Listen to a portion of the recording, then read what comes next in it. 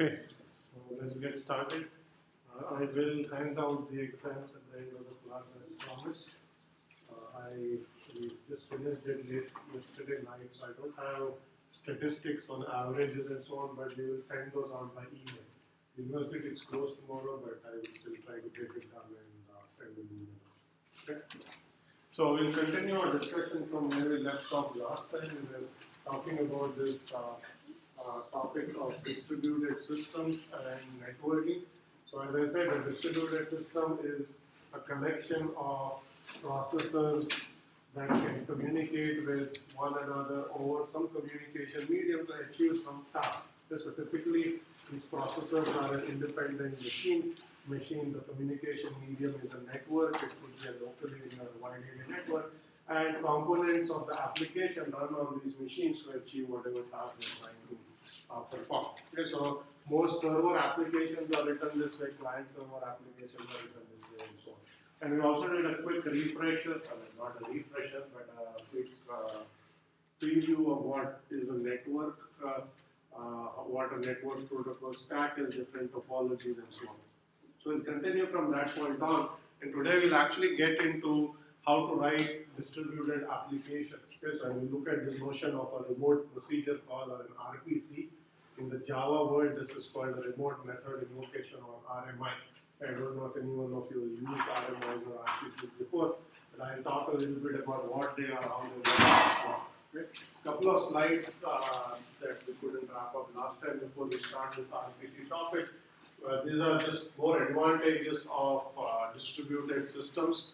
I mentioned that in a distributed system you can share resources. One of the advantages of making a system distributed is resources on one machine are now accessible to applications on a different machine over the network. Okay, so this allows you to, for example, send a print job off to server or store your data on a file server so you don't need to take it with you on a laptop, or you can even store it on a server in the cloud, for instance.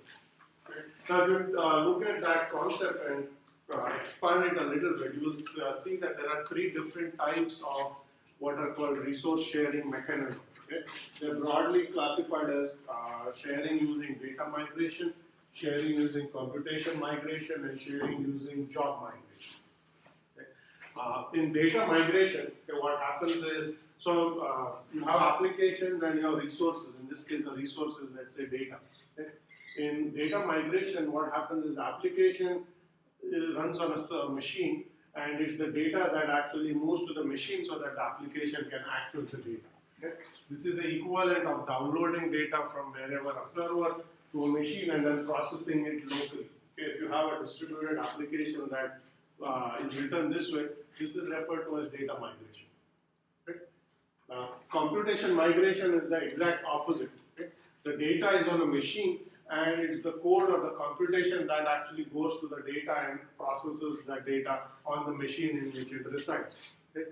A very simple example of computation migration is sending a query to a search engine or sending a query to a database. Okay. The search engine or the database has data. That's a lot of data. It's data migration techniques won't work where you have to first download all of that data to execute the query locally. It is better to send a query, which in this case is your computation of the program, to the machine where this data resides, and have the query perform its processing on the machine where the data resides. Okay, so this is referred to as computation migration, where the computation goes to where the data is. In data migration, the data comes to where the computation of the application resides.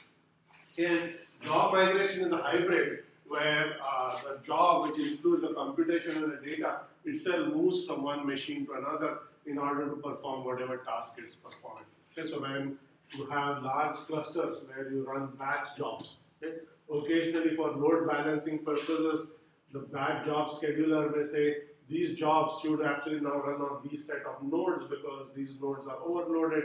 Here are some other machines that seem to have no work at all, so let's move some jobs around. So the job, which is the computation of the program, the script or whatever it is that you're executing, and all of its data is actually moved to a different machine. Okay, so this is referred to as job migration.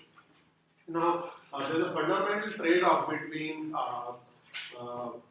trying to do this distributed computation both fast and cheap.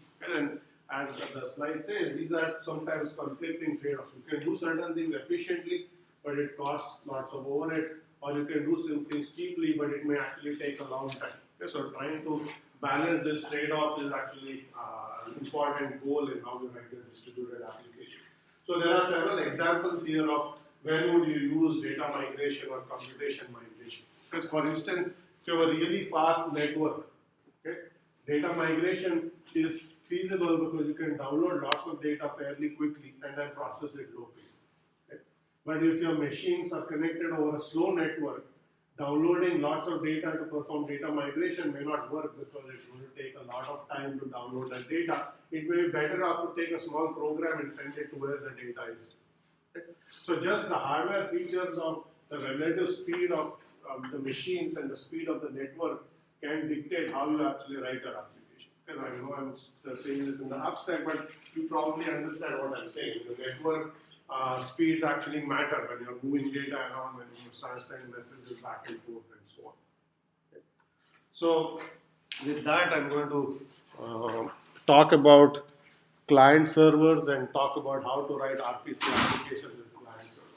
Okay, so let me take a moment to see if there are any questions about networking concepts overall. I talked about the TCP/IP stack, what is a packet, how a machine can send a message using a packet from one machine to another.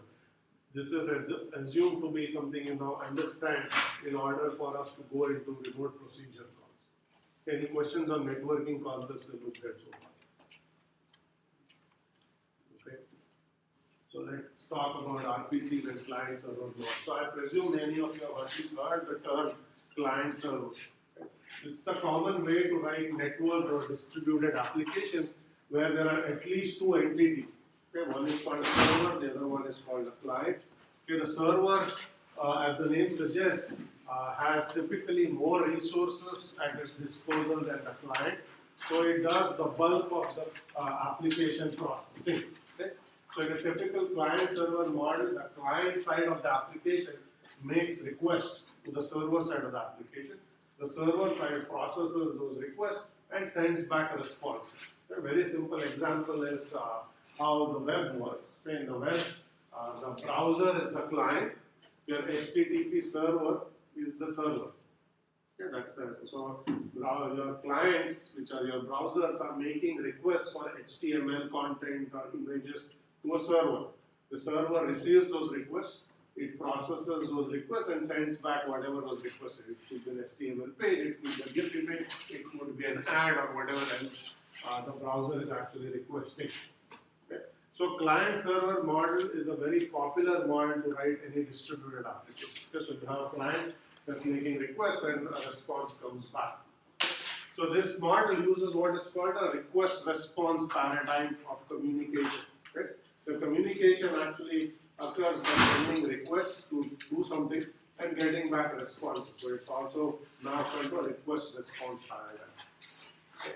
So now the question is, if you were to write an application using the client-server paradigm, so how would you do it? Okay. So let's say you want to write a simple server application. It could even be a game server. Okay. So you have game clients. Clients make requests or send messages to the game server, and the game server processes it, sends back replies, and so on. Okay. So the question is, how would you go about writing such an application? I mean, you will pick a language of your choice. Let's say it's Java, C++. But you need the client part of your code and the server part of your code to talk to one another, to communicate with one another, to send requests, get replies, and so on. Okay? Now, there are many different ways to write a network application of this sort. We are going to look at one, which is called Remote Procedure Call, or RPCs. Okay? Any questions on what we are trying to achieve here? I mean, what we are trying to look at? The client server clear, right? What it means. Yes.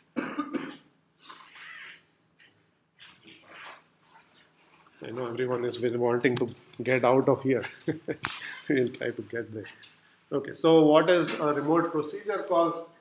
So think of a remote procedure call as a method in code that some other process on some other machine can invoke. Okay, think about a typical program that you write. You may have functions, methods, objects in that code, and those methods are typically invoked by other methods. Okay, one method foo calls another method bar, or you invoke a class and a method on that class. Okay? That's how you typically write code. Methods are called by other functions, are invoked by other functions in your code. Okay? In a remote procedure call, these are functions that are actually called by other applications, other processes. Okay, so now you have a function that's being invoked not by another function in this process, it's invoked by some function in some other process. This other process can reside on a machine that's somewhere else on your network. It's not even the same machine. Okay? So this is a concept of a remote procedure call, or RPC. This is why it's called a remote procedure. It's a procedure that's being invoked remotely by some other process in your system. Okay? That's the basic concept. Okay? So now we'll look at how do you go about implementing an RPC. Okay, so here is the basic flow of, so I'm going to actually draw a picture here just so that this is clear. Okay. So let's say you have a server machine. Okay. The server machine has this process. Okay. And within the process, let's say I'm just going to write a C program. That doesn't matter what it is, it could be Java. Okay. So you have the main, and let's say you have function foo, it does some computation. Okay. It takes some argument. Okay. Now, typically, if this was a normal program, this foo would be called by main or some other functions in your program. Okay. So that's basically local procedures being called by other local procedures. Okay. In an RPC, what's going on is now you have a client machine here. Okay. There is another program or a process rather running here. Okay. And let's say there is main. And within main, we'll call foo. Okay. Now, again, if this was a normal program, okay, this code for foo would reside within this process itself. Okay, you would have written the code for foo. It could be a library method or your own method, but this function invocation would actually call some code foo, and then it would send back a response. Okay, it would return some value. Okay. Now, in an RPC, what's going on is the code.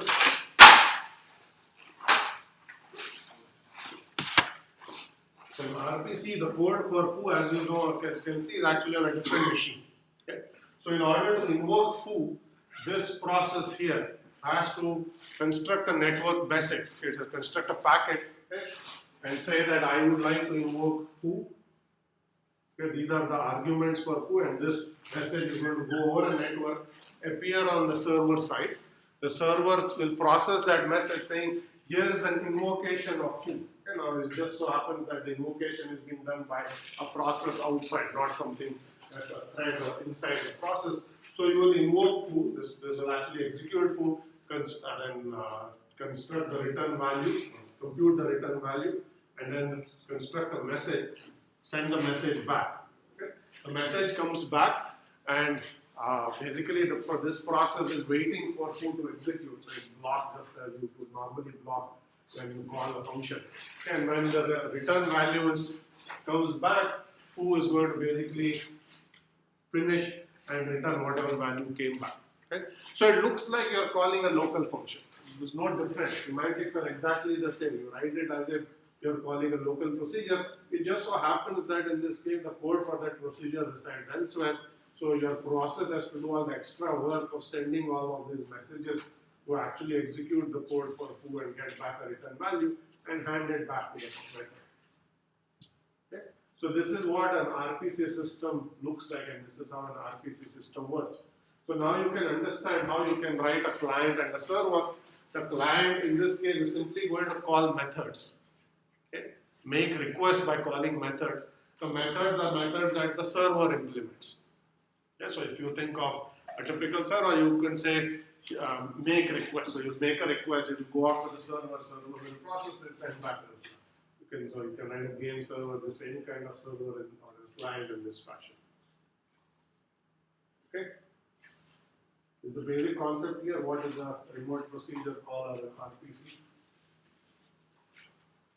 Okay, so now we have to look at how all of this is going to work. Yeah, how is this going to send all this message and have the reply come back and so on. Okay? So now the good news about why RPCs are actually useful is that you, the programmer, don't have to worry about all of what happens underneath.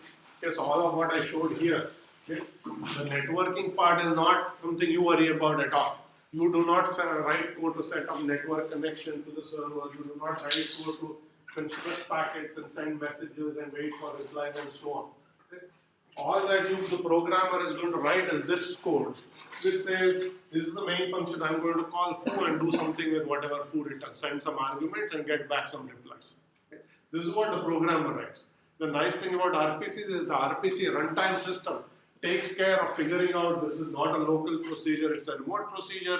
So let's construct a message, let's send it to the server, let's figure out where the server is, send back a reply. All this is code that will automatically be created for you, and you don't have to write that code. This makes it easier to program at a much higher level of abstraction. Yeah, otherwise, you would have to do all of that extra work of writing code and so on. And in this case, you don't have to get question. Do you need to like include like RPC or include like the server that you want to go from? Yeah. So your question is, you have to include the server you want. So you're going to write a short snippet of code here, saying import the interface that the server exports. The server will export an interval. It's not that you can call any arbitrary method on the server. Okay? The server gets to decide, here are local methods that only this process can call, and here are methods I'm exposing to the outside world, anyone can use. So there's an interface the server is going to expose. Okay? So for the client to talk to the server, you have to import that interface. So that tells you which methods you can even call on the server. I'm going to show you real code that will make all this clear in a little bit. But that's the basic idea. You have to first import the interface, and then you have to do a little bit of work to say this is what the server method look like, and then you can just invoke those methods. Yeah, but the important thing to keep in mind is that you are actually not writing all the networking code. If you have to do this from scratch, you would have to know about what network sockets are, you would have to figure out how to set up network socket connections with the server, constructing messages, sending them over, processing them at the other end. That is a lot of code you would have to write yourself. In this case, the RPC system takes care of it. And depending on what language it is, some code is automatically generated for you, or you just use some libraries that do all of that extra work for you. Okay? So this, the reason RPCs have become popular is it allows programming at a higher level of abstraction. It hides some of the underlying details of setting up connections and sending packets and messages back and forth. So you just write your program as if you are calling methods. Okay? You just decide, okay, these methods decide on the server, these methods decide on the client, and the client calls this method, this is a remote procedure, or these other methods are local procedures. So you just write your application as a set of methods. Okay, so you just invoke these methods from either local method or local procedures or remote procedures. Okay, so what is now shown here in the slide is essentially some pseudo code that explains how all of this is actually going to work. Okay, so there are two components. There's the client component and the server component. Okay, and there's a concept of what is called a stub. Stub is some code that is automatically generated for you. Okay? So this is the code that you are actually going to write. Okay? And then I'm going to make an extension of this process in green here. Okay? So the green part of your process is code that the RPC system will provide to you. It auto-generate tool for you. Okay? You have things called RPC compilers that take your program and generate some code. And that code is now going to be responsible for all of the communication, sending arguments, getting replies, and all of that. Okay? And what is shown here is what is that stub code actually doing on the client side and what is it doing on the server side. Okay? So client side is simple. Let's say the programmer has written code to invoke foo, okay, which is an RPC. So then the client stub has to now do all of the work of making foo actually execute. Oh, that's interesting.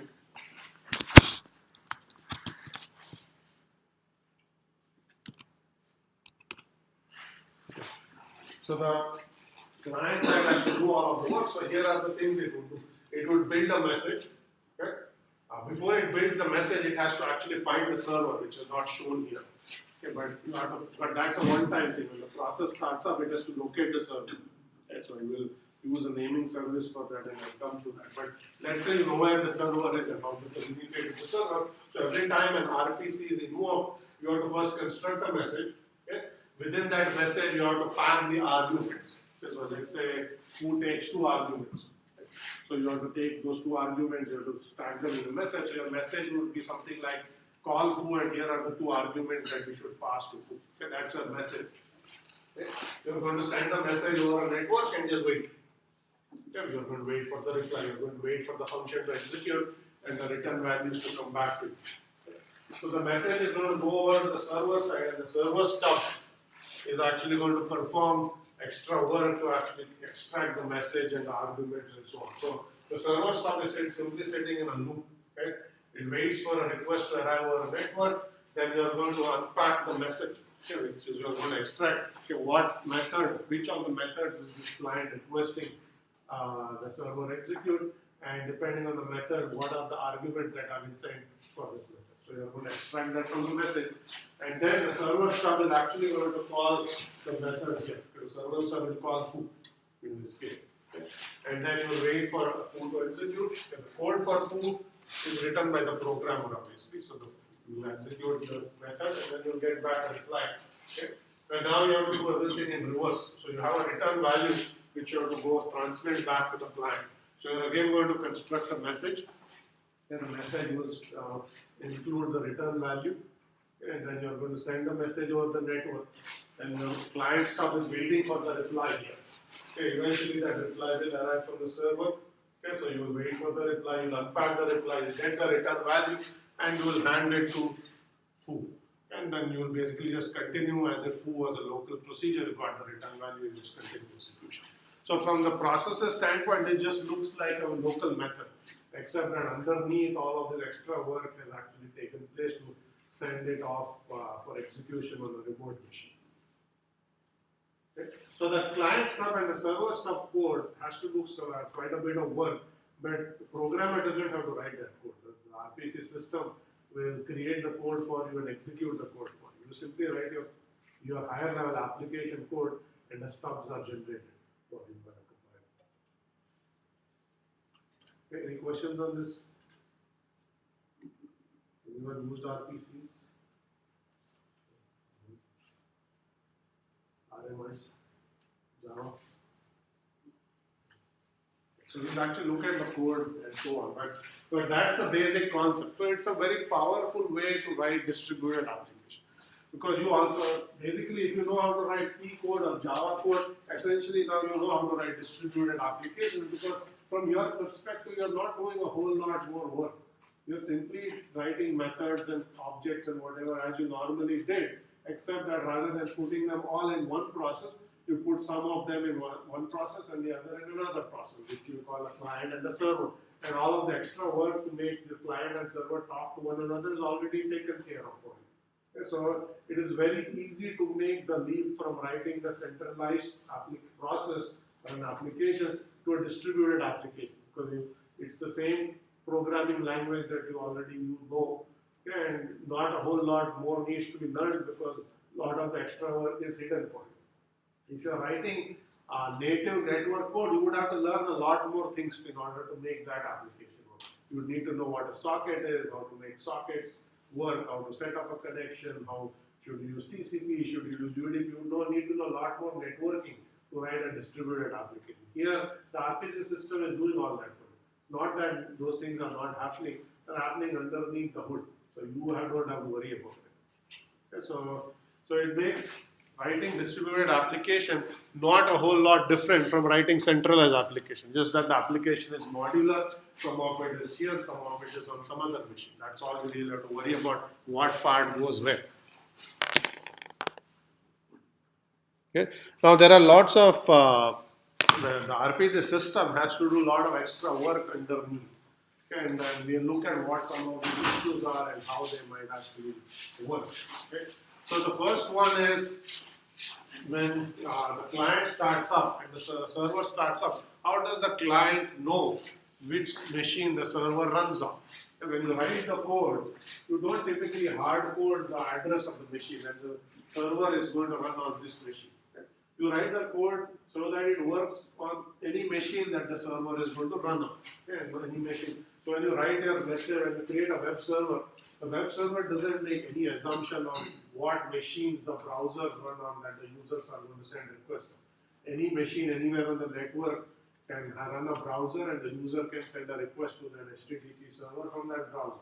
So it needs to work no matter what is the address of the machine, what's the IP address of the machine. So you can't go about hard coding addresses in the client and the server.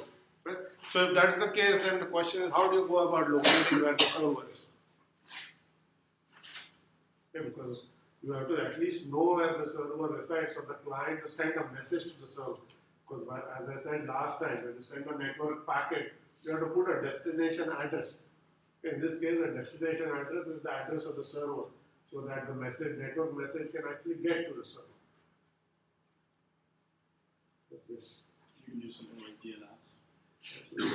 DNS. Any other thoughts? So DNS is a system that takes the name of a machine and maps it to a number which is the IP address of the machine. And machines have addresses that are numeric in form, right?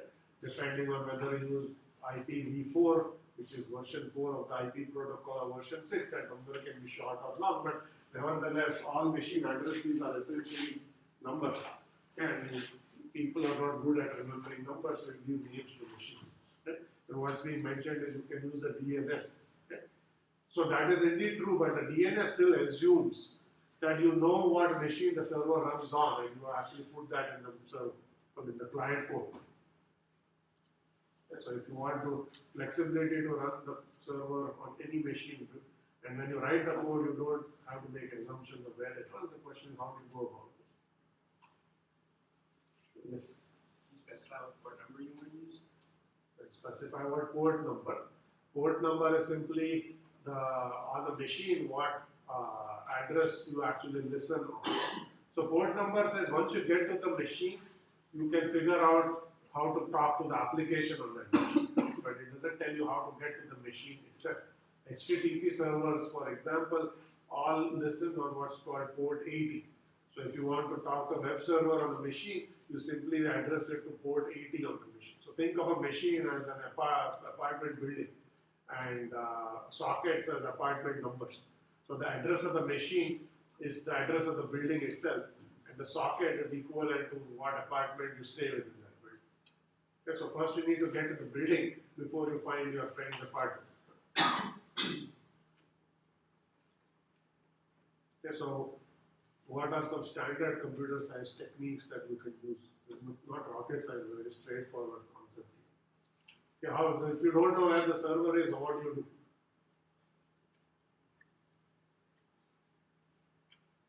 You can scan for it. You can scan for it. So you can scan. The simplest thing is you don't know, you ask. Okay, so that's the basic idea. So you are going to say, I don't know where the server is. So either you basically scan, which is basically saying broadcast. I mean, that's one technique. You say, I need a server with this name. If you are a server, send back a reply. There are 2 or 3 standard techniques to do this. So one is you send a message to every machine on the network saying, I am looking for a server with this name. If you have that server, reply. Okay, so that's called a broadcast-based or a scan-based method. That's one technique. Not quite efficient if you're doing this on the internet. You can't send a package to every machine. On the LAN, this works fine. On the WAN, it does not. Okay? So slightly more general technique is you basically ask. Okay, what does that mean? Basically, it means you have a directory service. A directory, so when a server starts up, it registers itself with the directory service. Just as you how you look for phone numbers for somebody you don't know somebody's number. You go to a directory, and the directory actually has it. The same concept is true here. Okay, you have what's called a naming service or a directory service. So when the server starts up, it's going to register itself with the directory service saying, I am this server X. Okay, I am running on this machine with this IP address and I am listening for it on this port number. So you are now registered with the directory service. So when the client starts up, it's going to ask the directory service saying, I need a server that talks to the web. So whatever the name of the server is, you're going to go and look for it on the directory service. So the directory service has that server registered. It's simply going to say, yes, the server is active, it's registered, this is its IP address, this is its socket A very straightforward concept. So you are going to essentially use one level of interaction. Either you are going to do broadcast, which is sometimes done, or you are going to ask a directory service. So when you write your client server application, you don't need to know what machine the server runs, what machine the client runs. That can be determined at runtime. And whenever you start the server is going to go and register itself with the directory service. Now that begs the question, how do you know where the directory service is running? Well, that's another server that's running somewhere on the network. Okay, so you have to have at least some way to get to the directory service in order to locate the server. And that can be done naturally. Typically, it's either configured into the machine, just as DNS is an example of a directory service as well. So either it's pre-configured in the machine, or you can use broadcast-based technique to look for it. Okay. So assuming you know how to get to the machine that is going to be serving as a directory service, you can actually go and do this lookup. Okay. Typically, there are standard forms of directory services that you use. One is called LDAP, or Lightweight Directory Access Protocol. It's a very general purpose service. You can use it to do all kinds of lookup. Okay. So the UMass People Finder, if you know what that is, a service you can go to the main web page and look up anyone's number. That is actually running on that directory service. Okay. All of your username, your UMass ID, and your passwords are also stored on that directory service. Okay. So these directory services are useful to do a variety of different kinds of lookups. So if you want to do password-based authentication on the server, again you would use a directory service saying this client has supplied his username and password. Are they allowed to access this server? If the directory service says yes, the server will accept the request, or it will reject the request. So you can use directory services for all kinds of things. Okay? In this case, we are simply trying to find the server. A very simple thing. So server is going to register itself. Okay, so we call this a name server. Okay, so when the server starts up, it's going to register itself. So when the client starts up, it's going to send a lookup request and look for the server, and it will now know where the server is. Okay? Once you know where the server is, all this can happen. You know where to send the request and so on. Yes, question. But I thought you don't know what the name of the server is, so how can you look it up? Okay, so you don't know the machine that the server runs on. I know the name. So by name, I simply meant if this is running on, let's say, that you just chose to run it on www.cas.umass.edu, or its IP address, which is 128.119 or something. So you don't know this, because when you create this application, you don't know where it runs. Okay? But the client does know it's looking for a web server of a certain sort. That you need to know. Like what sort? So what's the What question? it's looking for a web server service. So basically, if this is a web browser, it needs an HTTP server. If this is an FTP client, it needs an FTP server. If it's a Twitter client, it needs to know where Twitter is, for example. Okay, so the way you are going to do is you are going to use a directory service to figure out where it's running. Okay. All it is simply trying to do is prevent you from avoid hard coding the address of the server. When you write the code, you don't have to make assumption of what machine your server is going to run. Okay, it allows the flexibility to run on whatever machine you want at runtime. And you can locate that machine. That's all it is trying to do. So you're using a DNS to find the name server, and then from there it's just feeding you. Yeah, so I think there are multiple questions. Is it using DNS to find the name server? Actually, this is not DNS. This is a local directory service. So there are multiple things. You need to know a little bit of networking to figure out what's going on here. So you say, I need a server. Let's say this is going to be a store, or whatever. Maybe let's call it a game server. This is easy. Okay, so you say game. I need a game server that talks is basically a game server for this game bar, or whatever the game is.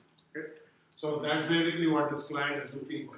This game server has registered itself, saying I am a game server for this game. Okay?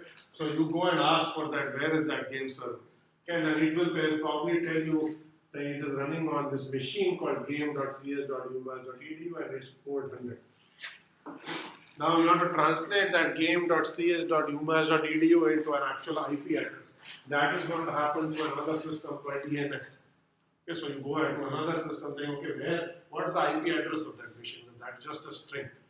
Okay, so then the DNS will tell you what the IP address is, At that point, you actually have the IP address in the socket. So I'm not even showing the DNS here, okay, because that was not what I was trying to show. Any other questions? All right, so now we can look at a few more details here. Okay, so I'm going to show you some examples using Java.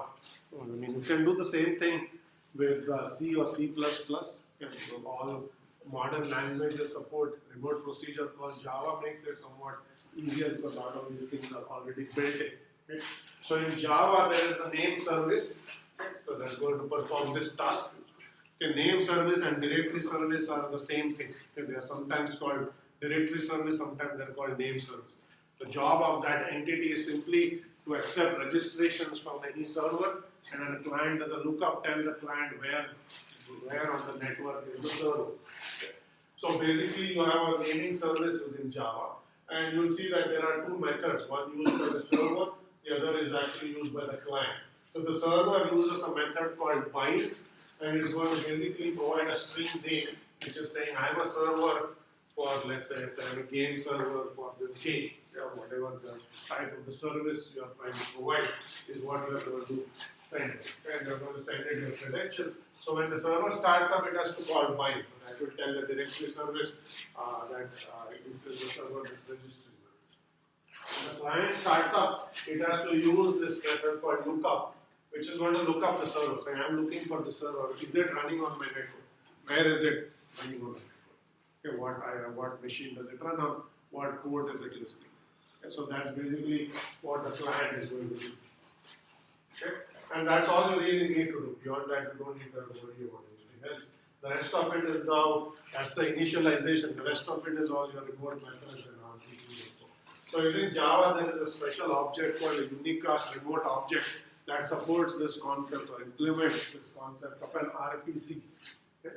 In the Java world, RPCs are called remote methods. They are not called procedures, they are called methods. Okay? So, and then the whole technique is called remote method invocation or RMI. Because if you heard Java RMI, they're essentially implementing this notion of a remote procedure call where some Java processes or applications are calling methods that reside in other Java applications or other JVMs. So that way, and I'm going to show some sample code. So you use unicast remote object. So you do have that name server is called RMI registry, okay, which is basically a registry of all RMI servers. You have some extra tools in Java to construct some code. There's one called RMIC, which is an RMI compiler that's going to generate some of that stuff code for you once you use the interface. And I'm going to show you some example code just so that you get a feeling for what we are talking about here. Okay. So we have two objects within this Java application. There's a server and there's a client. The server has to do two things. It has to expose an interface. An interface is simply a list of methods and arguments that basically the server is willing to accept as remote procedures. Okay? And you need an implementation of the interface, which says for all the methods that are exported, I need to write code for those methods. So that if some client process invokes them, I need to basically execute them. So server consists of two parts, an interface part and implementation part. It's a standard object-oriented way of doing things. You export the interface, okay, and then you implement the interface. Okay. The client is simply going to do very straightforward stuff. It's going to first look up the server in the registry, and it's going to use the normal call syntax to invoke remote methods. And you need to perform exception handling. Here you are going to get a remote exception if your code throws an error. So you need to be able to catch remote exception and do something, retry or do another one. Okay. Standard exception handling, except that now you have a new type of exception. A remote exception, which means when I made a remote method invocation, something went wrong. That's why you need to be able to do these things, and then you're essentially done. So it looks more or less like a normal application that is modular in some way. Okay, so we are going to now look at code for a hello world remote method invocation. So what we are doing simply is invoking a method, and that method is simply going to return a hello world string back to the client. And the client is going to print hello world on the screen. Okay. So it's a very straightforward method. So here is the interface for hello. So you see that it's extending Java RMI, so that's basically the RMI part of Java. So this says that this server, which implements the hello service, is going to essentially export one method. This method is called say hello. Okay, so any program now can invoke this method called say hello on this server once it starts running. Okay? You cannot invoke any other arbitrary methods on the server. Only the exported methods can be invoked from a remote machine. Okay? So that's the interface. It's a very straightforward interface. So if you had multiple methods, you would list them all here. Okay? If your method took arguments, you would list them as well as part of the interface. Saying this method takes 3 arguments, one is an integer, one is a string, whatever else it is, you specify it. And you see that if something goes wrong, you are going to throw a remote exception in this case. So that's the interface. Here is your server, which is very straightforward. Okay, so then you basically say this is the implementation of the hello service, and then it basically extends that Unica's remote object, which and then you implement the hello interface. And this is all that your remote method is doing. It's a very straightforward remote method. Whenever you call this method, it's returning a string. Yes, so it's returning hello world as a string. Okay, normally you will do some computation. You take the arguments, you will do some computation, and you return some value based on that computation. Here you are not doing any of that. So very straightforward method. So if this was an add method, for instance, you take 2 arguments, sum them, and return the sum. And that would be your computation you perform.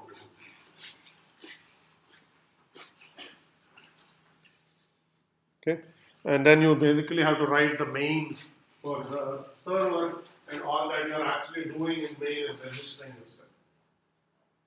Okay, so you're basically going to say when this process starts running, it's going to register the service saying, this is my machine, and then I'm hello my server.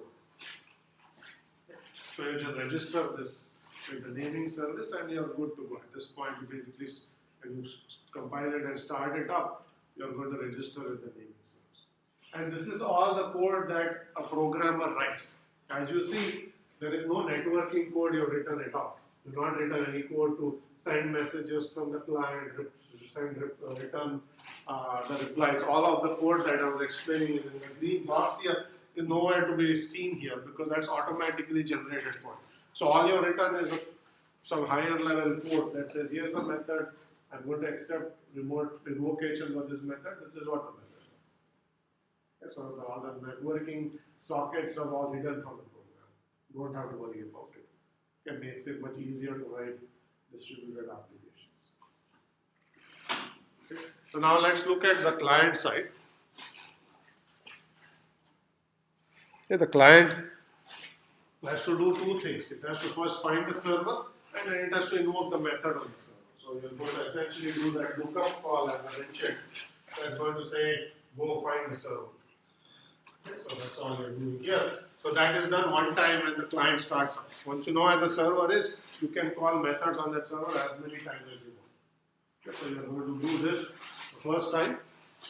And then you are going to go and invoke. So the first line there is basically called the say hello method on the remote object. So that's going to basically trigger a remote. So it looks like a normal method. It doesn't say anywhere that it's a remote object. So it looks like you're just invoking a method on an object of a class. Okay. And internally, your system is going to take that line and convert them into all of this extra work where you construct a message, send it out to the server, send back a reply. While that is happening, you're going to be blocked on the say hello because it's going to require you to communicate with the server in order to execute that say hello method. Okay. And once that is done, you are done. In this case, you're simply printing that message on the screen, but that's all you're doing. The string comes back from the hello world method server, and then you're going to print it. Okay. So that's all you need to do. Okay. This is actually a real client-server application. The client is making a request to the server, so the server is sending a string, you're printing the string. Okay. So the takeaway here is that by doing this, programming at this level of abstraction, you are able to write your distributed applications in a much more simpler fashion. You don't have to deal with a lot of the networking stuff. Back in the old days, before RPCs became popular, and even today, if you really want to do everything yourself, you have to do the whole protocol stack. You have to decide what, how sockets are going to work, what protocol are you going to use, what is the message format to use, how the message is to be interpreted, and so on and so forth. Okay? You don't have to do any of that here. Okay? The one thing that I did not mention is as you write this code, you will see that you have not made any assumption about the type of the server that the code is going to run on, what OS it runs on, and so on. Okay? And that is intentional. RPC systems are designed to be cross-platform. Okay? The server can run on a Windows machine, okay? And the client could run on a phone. The client could run on a Linux machine. It doesn't matter. Okay? They are basically, you don't even need the same type of machine, the same operating system. None of that is needed. In this case, you just need a platform that runs Java, essentially. It doesn't matter what is underneath, but the same is true if you use RPC systems that are C or C++ based. You don't have to assume that the platforms are the same. Okay? So that's a good thing for the programmer, but it makes the underlying RPC runtime system more complicated. Okay? Because now it has to be cross-platform. It has to deal with software and hardware differences between the client and the server. Okay? Simple example is you have architecture or hardware differences. Okay? The server is running architecture that's big Indian, okay? And the client is running hardware that's little Indian. Yeah, because you know what big Indian, little Indian, right? Yes. Okay. So now, why does that even matter? Okay. So let's say you want to pass an integer as an argument from the client to the server. Okay. So the integer is a set of bits. Let's say it's a 32-bit integer. You'll get 32 bits. Okay. 32 bits arrive at the other end. Okay. Now the server doesn't know how to interpret that bits because it doesn't actually know what the client sent it. Or the client, if the client was little Indian, you have to read the bits from left to right. If the client was big Indian, you have to interpret that bits from right to left. Okay? Otherwise, this cross-platform thing will not work because you will basically misinterpret the argument. If you just read it in a native format, you won't know what the client actually sent it. And the client doesn't know what architecture the server runs either, so it doesn't know should it just send it in the native format and whatnot. Okay? So these little things matter in making this cross-platform things work. Okay? So underneath in the RPC subsystem, what is actually happening is you got to mask whether this is little Indian, that's big Indian, and so on. So whenever you send arguments, you have to translate it into a common format. The C++ world, this is called an external data representation. So you basically translate everything to that representation, and when you receive a message, you know what that representation is, you translate it back to your native representation. Okay, so this is equivalent of saying all messages when they are sent out need to translate all parameters into big Indian format. Okay, so external data representation can be defined to be big Indian. So if you are little Indian, you have to actually swap all the bits around and send it in big Indian. And then when it's received on the other end, you know everything that comes is in this format, so you can retranslate it in whatever native format. So all of that extra work has to be done by the RPC system. Otherwise, you will basically not know how to interpret bits that are coming from a random machine. Is that what formats like JSON and XML are used for? Question is that what JSON and XML are used for? So JSON and XML don't work at the binary. What I was mentioning is because you can pass arbitrary parameters here. You can pass an array if you want. The array could be an array of some structure. Okay? You have to know how to interpret it. Okay? XML and JSON do allow you to pass objects, but they are string encoded objects. Okay? You can also pass binaries in some case. That's also a way to send around objects when the format is known. At some level, it is simply saying that's a standard by which you communicate. JSON is a standard. It doesn't matter what platform it is. So long as you understand JSON, you can communicate. Same is true here, but at a much lower level. You can pass arbitrary objects, because we are talking about methods and objects. Okay? So that's one thing. The other thing that RPCs won't allow you to do if you're doing this not in Java but let's say C, C++, is you cannot pass pointers. Okay, so it doesn't make sense to pass a pointer to a remote object. Is that clear? Why? Yes, a pointer is a memory address. If you are dereferencing a pointer on a local machine, you actually look at that memory address on that machine. Now, if you send this pointer to a remote machine, okay, and the remote machine dereferences the pointer, it looks at that address but on that machine, which is meaningless. Okay, because the pointer was referring to a memory address on the sending machine. That same address 100 on a receiving machine doesn't mean the same thing. Okay? So passing pointers actually is prohibited. Okay, this is one restriction in remote procedure calls. So you cannot actually send pointers. You cannot pass anything by reference. You only pass by value. You know what passing parameters by value and reference mean. Passing by reference is generally not supported. Some RPC systems support it, but most will not. And that's also equivalent of saying you shouldn't pass pointer. Not shouldn't, you cannot pass pointer. The RPC compiler will give you an error. So you're trying to do something that doesn't make sense. Okay, so you have to put certain restrictions, but otherwise everything else you do when you write a normal program will work here, whether it's you're doing this in Java or C or C++. Okay? Any questions? So I can put up some sample code for C or C++ version of this. Okay, this is Java version of Hello World RPC client server application, and just post some sample code that will illustrate how this is done in the C and C++. So very similar stuff. You won't see a whole lot of differences. Okay. So I'm going to stop here today. Okay, I wanted to end early because I want to hand out the exam. Okay, just so that you have the picture of what's happening in the rest of the class. We have one more week next week. Okay. Your lab is due.